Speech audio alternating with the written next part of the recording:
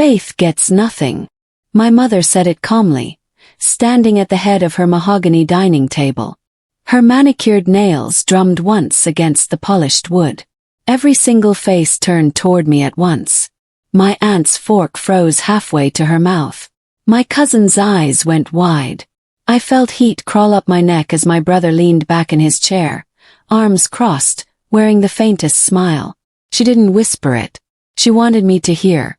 I stared at the condensation sliding down my water glass, willing my hands not to shake. The clock on the wall ticked loudly. Someone coughed. My mother still hadn't looked at me. She reached for her wine glass instead, took a small sip, and continued talking about the garden renovation as if she hadn't just announced my erasure. That smile on my brother's face told me everything. This wasn't spontaneous. This was planned, rehearsed even. And I was supposed to break right here, right now, in front of everyone. I didn't. No one defended me. Not one person asked why. My uncle cleared his throat and looked at his plate. My aunt dabbed her napkin at the corner of her mouth, suddenly fascinated by the pattern on the china.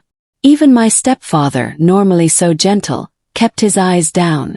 My brother, Nathan, stretched his arms behind his head like he'd just won something. I wanted to ask him what exactly he thought he'd won, but my voice felt trapped somewhere behind my ribs. The silence stretched long and uncomfortable, but somehow I knew speaking would make it worse. My mother continued her monologue about hydrangeas and soil pH levels. Her voice was light, pleasant, as if nothing significant had happened. As if she hadn't just publicly disinherited her daughter over Sunday roast. I remember thinking, so this is how she's doing it. Not privately. Not with dignity. Right here. Right now. In front of witnesses who would carry this story into their own homes, their own conversations. And she had no idea what she just triggered. My name is Faith Taylor. I'm 34 years old, and I sat there that night in my childhood home feeling like I'd been demoted from daughter to cautionary tale. The house smelled like rosemary and disappointment. The walls held photos of family holidays I barely remembered being part of. In most of them, Nathan stood front and center while I hovered at the edges. I didn't cry. I didn't argue. I quietly pushed my chair back, the legs scraping against hardwood, and said I wasn't feeling well. My mother waved her hand dismissively without looking up. "Feel better, dear," she said, her tone suggesting she didn't care either way. I left with my dignity intact and my memory sharp. The drive home took 20 minutes. I didn't turn on the radio. I didn't call anyone. I just replayed that dinner in my mind, watching it from the outside. Seeing what she wanted me to see versus what was actually happening. She wanted me broken. Instead, I was calculating. That house had raised me to be agreeable, helpful. The daughter who cleared plates while Nathan was praised for simply showing up. I learned early that love was something you earned by being useful, quiet, and easy. My mother never said it outright, but her approval came with conditions I could never quite meet. When I was 12, I spent 3 days making her a birthday card. I painted watercolor flowers and wrote a poem inside. She thanked me politely and set it aside. That same birthday, Nathan gave her a gift card he'd clearly bought that morning. She cried and hugged him for 5 minutes straight, telling everyone how thoughtful he was. I stopped trying to understand it after that. I just accepted the pattern. He needed things, so he got things. I didn't need things, so I was forgotten. Independence, I learned too late, made me expendable. The will announcement was just her final lesson. The last reminder that I'd never quite earned my place. Nathan crashed 2 cars before he turned 20. He dropped out of university twice, changed majors 3 times and moved back home 4 times. Each failure was met with sympathy and support. He's finding himself, my mother would say, writing another check, covering another debt. I paid my own way through college. I worked weekends at a bookstore and evenings tutoring high school students. I graduated with honors and no debt. My mother came to the ceremony but left early because Nathan needed help moving apartments again. She never asked about my grades or my job offers. When I bought my first apartment, she said, "That's nice, dear," and changed the subject to Nathan's new business idea. When Nathan's business failed 6 months later, she called me asking if I could lend him money. Said no. She didn't speak to me for 3 weeks. The pattern was clear. She rewarded neediness, not effort. Dependence, not independence. Years earlier, during an argument about Nathan borrowing money he never repaid, my mother had looked at me with cold eyes and said, "Don't forget who decides what happens to this house one day." She smiled when she said it. Not warmly. More like someone holding a winning card. I remembered that smile now, sitting in my apartment after the dinner. The same curve of lips. The same glint of satisfaction. Fear had always been her currency. Obligation. Guilt. She dealt in emotional debts I could never repay because the terms kept changing. But something else nagged at me. Something I'd seen 6 months earlier that I'd almost forgotten about. Or maybe I'd buried it on purpose because acknowledging it felt too much like betrayal. Either way, it suddenly mattered.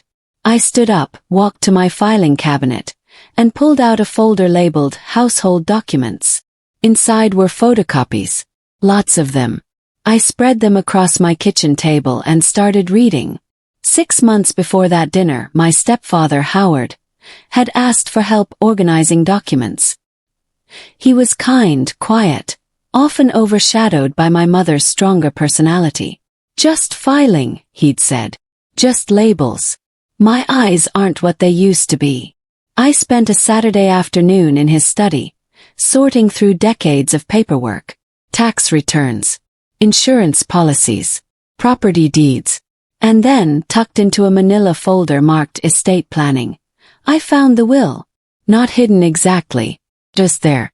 I shouldn't have read it. I knew that. But my name wasn't on the tab, and curiosity got the better of me. I unfolded the pages carefully, expecting to see what my mother had always implied. Nathan getting everything. Me getting nothing. Some small mention, maybe. Token. Photograph. Instead, I found something else entirely. Plus. Short. Precise. Clinical. I read it 3 times to make sure I understood. The clause was buried in Section 7, between asset distribution and executor responsibilities. The language was formal but clear. If any beneficiary used inheritance as leverage, threat, or public humiliation against another family member, control of the entire estate would be immediately revoked and placed into a neutral trust. A third-party administrator would take over. The person who violated the terms would lose all decision-making power. I sat back in Howard's chair, the paper trembling slightly in my hands. This wasn't standard. Someone had requested this specifically. Howard maybe. Or the lawyer.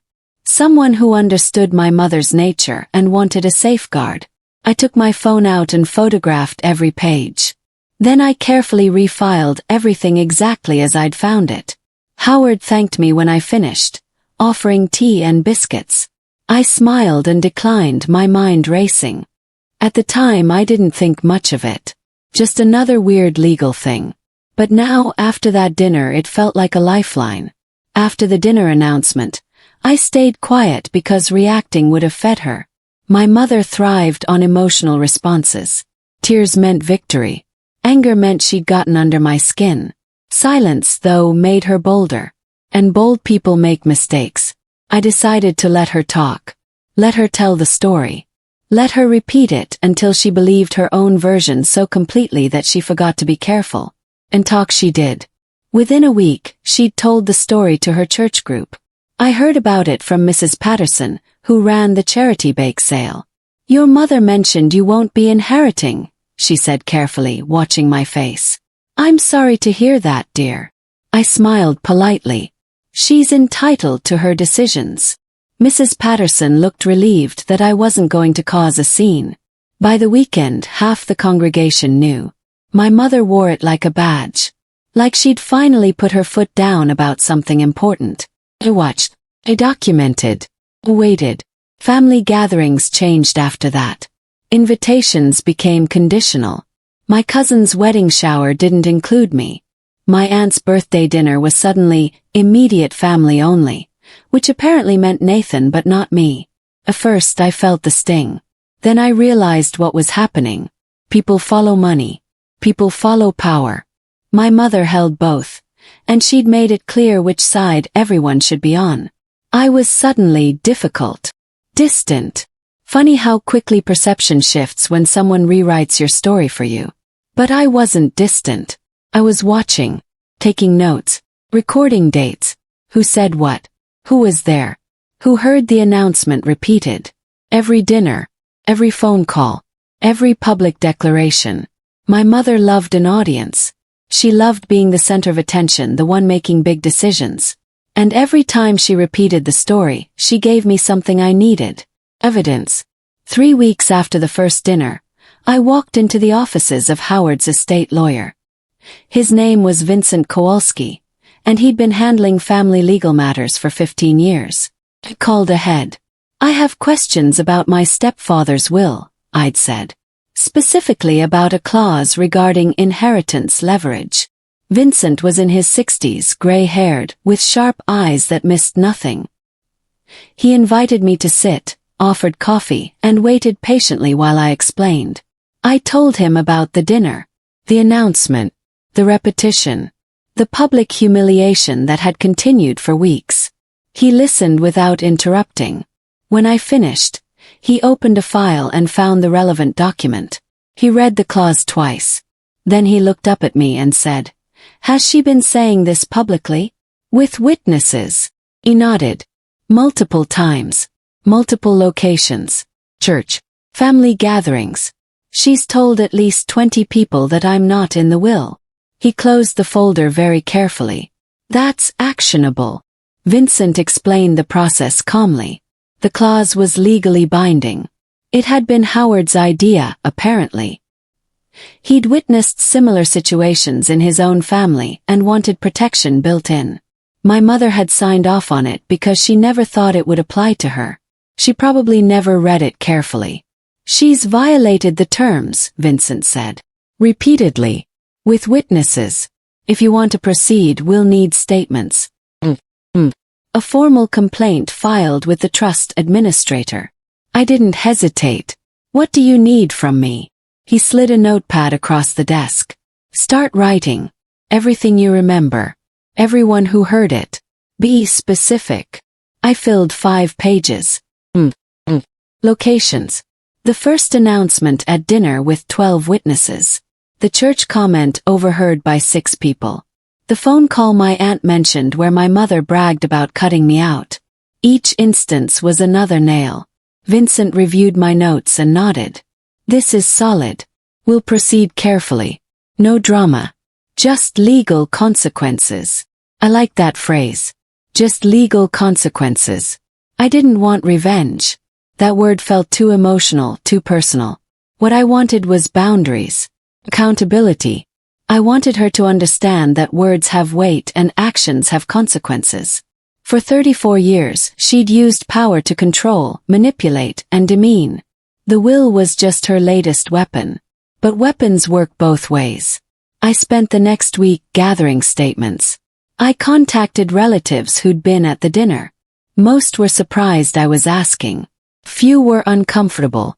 But they all confirmed what happened. "Yes, she said you weren't in the will. Yes, it was in front of everyone. Yes, she's mentioned it several times since." I didn't tell them why I needed the information. I just said I was keeping records for personal reasons. Most didn't ask questions. They probably assumed I was building a case for hurt feelings. They weren't entirely wrong. But hurt feelings weren't legally binding. Violated clauses were. By the end of the week, Vincent had everything he needed. Statements. Witnesses. Documentation of repeated public declarations that I'd been disinherited. The letter went out on a Tuesday. Certified mail. Neutral language. No accusations. Just facts. The trust administrator was notified of a potential clause violation. An investigation would follow. All parties involved would be contacted. A hearing would be scheduled. I didn't tell my mother. I didn't warn her. Why would I? She'd never warned me before humiliating me in front of the family. She'd never given me a heads up before using inheritance as a threat. Fair play, I thought. For 3 days nothing happened. I went to work. Ate dinner. I watched television. I slept soundly for the first time in weeks. Then, on Friday afternoon, my phone rang. It was my mother. Her voice was sharp, confused, angry. "Why is a trust administrator calling me?" she demanded.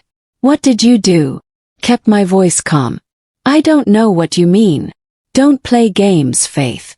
Someone filed a complaint about the estate. They're saying I violated terms. This is ridiculous." "Is it?" I asked. Silence. Then quieter. "What are you talking about? You announced publicly that I'm not in the will. Multiple times. To multiple people. That's what you told everyone, right?" More silence. "I'm just confirming what you said, Mum. If there's a problem, maybe you should talk to Vincent." Hung up. My hands were steady. My breathing was calm.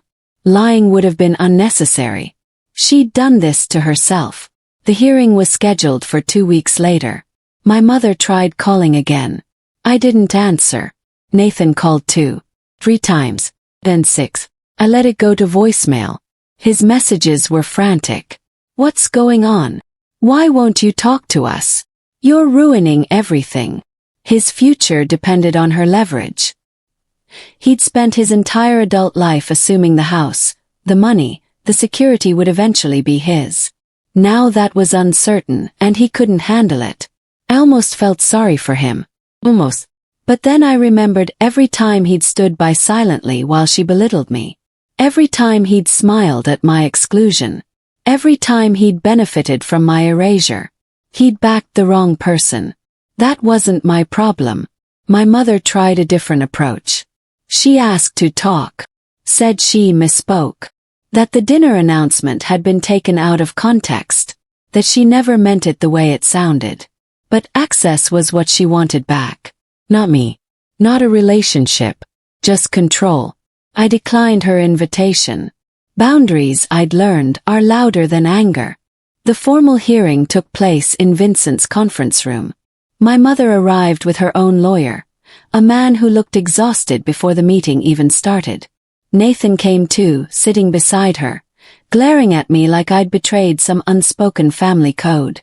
The trust administrator, a woman named Dr. Patricia Brennan, reviewed the case methodically. She read the clause aloud. Slowly, clearly. Then she reviewed the evidence. Witness statements. Locations. 12 people confirmed the initial announcement. 6 more confirmed subsequent mentions. My mother's lawyer tried to argue that it was a misunderstanding, that she'd been emotional, that family disputes shouldn't trigger legal action. Dr. Brennan listened politely, then referred back to the signed document. "The clause is clear," she said. "Public humiliation regarding inheritance violates the terms. The violation has been substantiated by multiple witnesses. Per the agreement, control of the estate is hereby transferred to a neutral trust. Mrs. Taylor's authority is revoked." My mother's face changed in real time. Power draining is visible when you know where to look. Starts in the eyes. Her access was frozen. Decisions reassigned. Control gone. The house, the accounts, the investments no longer hers to threaten with. A neutral administrator would manage everything until Howard's passing, at which point distribution would follow the original will without her interference. She couldn't disinherit me. She couldn't change terms. She couldn't use inheritance as a weapon anymore. She had nothing left to bargain with. Nathan looked like he might be sick. He'd assumed his compliance would pay off. That staying in her favor meant security. Now he was realizing that favoritism without legal authority meant nothing. My mother stood abruptly. "This is absurd. I'm her mother. I have rights." "You had rights," Dr. Brennan corrected. "You waived them when you violated the signed agreement. This is not punitive, Mrs. Taylor. This is contractual." We left separately. My mother didn't look at me. Nathan followed her out, already on his phone, probably calling more lawyers. But there was nothing to argue. She'd signed the document. She'd violated the terms. She'd done it publicly, repeatedly, with witnesses. Game over. The family recalculated quickly. Suddenly, cousins remembered my birthday. Aunts sent text messages asking how I was doing. Invitations reappeared. Funny how morality follows money. Funny how people who'd ignored me for weeks suddenly wanted to reconnect. I didn't correct them. I didn't explain what happened. I just accepted invitations politely and watched how easily people revised their own narratives. They'd followed my mother's lead because she had power. Now that power had shifted, their loyalty shifted too. It was almost amusing, almost sad. My mother stopped hosting dinners. She stopped making announcements. She sat in that same dining room now, but alone. No audience. No leverage. Just consequences she couldn't negotiate away. Nathan moved out of her house 3 months later. Apparently, living there wasn't as appealing when the inheritance wasn't guaranteed. He got a job. Real one. Paid his own rent. I heard about it through the grapevine and felt nothing. Howard called me 6 months after the hearing. His voice was soft, apologetic.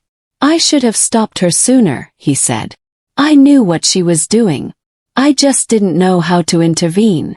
The clause was yours, wasn't it? Yes. He paused. Yes. I saw how she treated you. How she used money to control people. I wanted protection built in. I never thought she'd actually trigger it though. I thought having it there would be enough to keep her in line. I appreciated his honesty. It helped, I told him. More than you know. We talked for an hour. He told me stories about his own family. About his mother who'd been similar. About how he'd wished someone had protected him the way he'd tried to protect me. Before we hung up he said, "You deserved better, Faith. I'm sorry I didn't say that sooner." It was the closest thing to a parental apology I'd ever received. I cried after the call. Not from sadness. From relief. I didn't gain wealth from this. The estate was still Howard's, and he was still alive. When the time came, the distribution would be fair, managed by a neutral party. But that wasn't the point. The point was freedom. No more threats. No more conditions. No more performing for love that was always conditional. I didn't have to be useful to be valued. I didn't have to shrink to make others comfortable. I didn't have to accept humiliation as the price of family. Peace compounds quietly. It doesn't announce itself. It just settles in slowly, replacing anxiety with stability. I slept better. Smiled more. I stopped checking my phone obsessively, waiting for the next criticism or demand. My apartment felt lighter. My life felt wider. I started painting again, something I'd loved as a teenager but abandoned because my mother called it impractical. I joined a book club. I traveled to Edinburgh for a weekend just because I wanted to. Small freedoms. But they added up. My mother tried reaching out once more about a year later. Letter. Handwritten. Not an apology exactly, but an explanation. She talked about her own childhood, her own mother, the pressure she'd felt to be perfect. She said she'd wanted Nathan to succeed because she saw herself in his struggles. She never mentioned seeing herself in my successes. The letter ended with, "I hope we can talk someday." I read it twice. Then I filed it away. Maybe someday I would respond. Maybe not. But I didn't owe her closure. I didn't owe her absolution. She'd made choices. I'd made choices. We were both living with the results. That felt fair. Nathan sent a message 2 years later. Short. Awkward. "I'm sorry for how things went. I didn't understand what she was doing. I should have said something." I appreciated the message. I didn't reply immediately. I let it sit for a week while I decided how I felt. Eventually I wrote back, "Thank you for saying that. I'm glad you're doing well." We didn't rebuild a relationship. But the hostility faded. We existed in the same family orbit without collision. That was enough. Some bridges don't need rebuilding. Sometimes it's okay to just acknowledge they burned and move on. 5 years after the dinner, I stood in my own house. A small cottage I'd bought with savings I'd earned myself. The walls were cream-colored. The kitchen had blue tiles I'd chosen. The garden had rosemary and lavender I'd planted. It was mine. Not inherited. Not gifted. Earned. I thought about that dining table sometimes. The announcement, the silence, the faces that turned away. I didn't feel anger anymore, just a distant sort of pity. My mother had spent so much energy trying to control people that she'd lost them instead. Control and connection aren't the same thing. She never learned that. But I had. I didn't confront my mother again after that first year. I didn't need closure from someone who'd used inheritance as a weapon. One clause said everything I never had to. She tried to erase me from the will. Instead, she erased herself from my life. Not through cruelty. Not through anger. Just through boundaries that held firm. I sent cards on birthdays. I responded to necessary emails. But I didn't attend dinners. I didn't show up for performances of family unity. I built my own life instead, separate from her influence. It wasn't revenge.